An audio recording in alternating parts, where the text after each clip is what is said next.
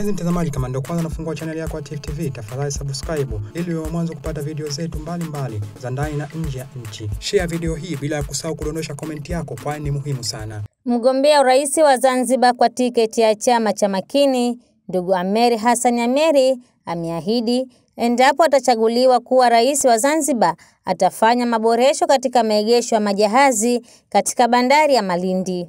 Ahadi hiyo ameitoa wakati wa muendelezo wa kampeni zake huko bandari ya Malindi, wilaya ya Mjini, mkoa wa Mjini Magharibi Unguja. Amesema kuwa endapo wananchi watampa ridhaa ya kuwa rais, atahakikisha anafanya maboresho katika maegesho ya majahazi, kwani ni sehemu muhimu ambayo inakuza pato la taifa. Nini chama cha Makini kitafanya endapo wananchi wa Zanzibar watanipa ridhaa kuwa rais wa Zanzibar? Mimi niwaambie, kwanza kabisa tunawaondosha pale mara moja, kufanya marekebisho haraka iwezekanavyo ndani ya siku 100.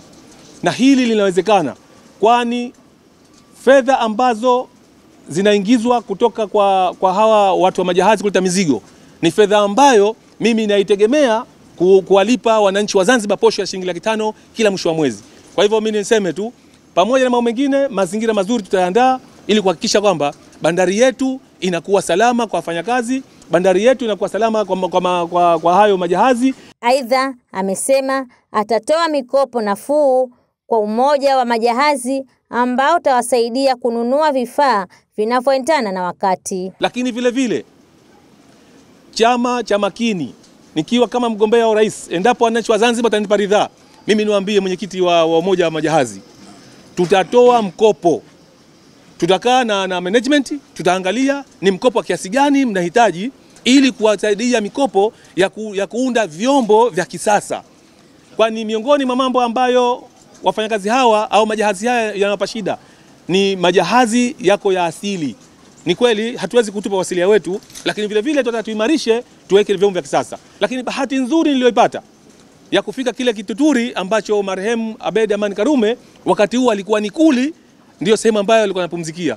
Kwanza hongereni sana kwa kuhifadhi haya mazingira ambayo ni kumbukumbu ya Zanzibar. Kwa hivyo mimi niwaambie tu Wazanzibari na Watanzania kwa ujumla, na hasa Wazanzibari, ili tudumishe amani na utulivu, lakini ili tudumishe yale mapinduzi ya Zanzibar, ni kuhakikisha kwamba tumuenzi marehemu Karume, hasa kwa kuenzi yale maeneo ambayo alikuwa anafanyia kazi zake.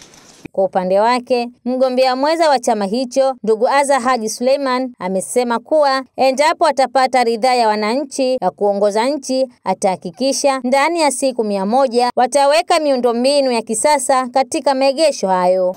Naamini hili swala litaisha ndani ya siku 100 alizosema mheshimiwa, kwa sababu tunachohitaji ni kuleta miundombinu rafiki ya kisasa na maboti kuweza kuboresha, lakini pia kuleta ya kileo, pia kutengeneza miundombinu ya uokozi na kuweka mazingira rafiki baina Tanzania bara pamoja na visiwani.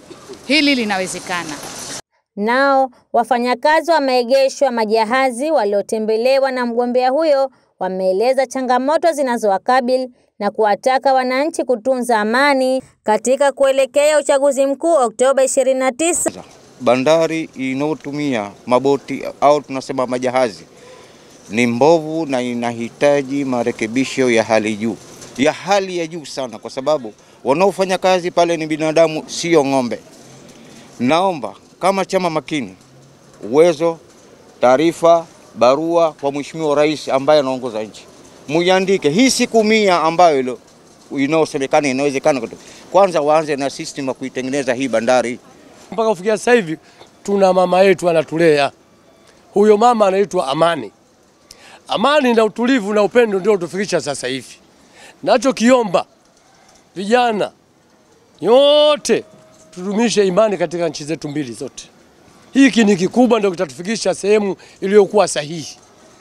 La pili, Tifu TV inakupatia video mbalimbali kutoka ndani na nje ya nchi. Tafadhali endelea kutufuatilia kupitia channel yetu ya Tifu TV, YouTube, Facebook, Twitter na Instagram. Bila kusahau kudondosha comment yako, kwani ni muhimu sana. Tifu TV, tupo kijamii zaidi.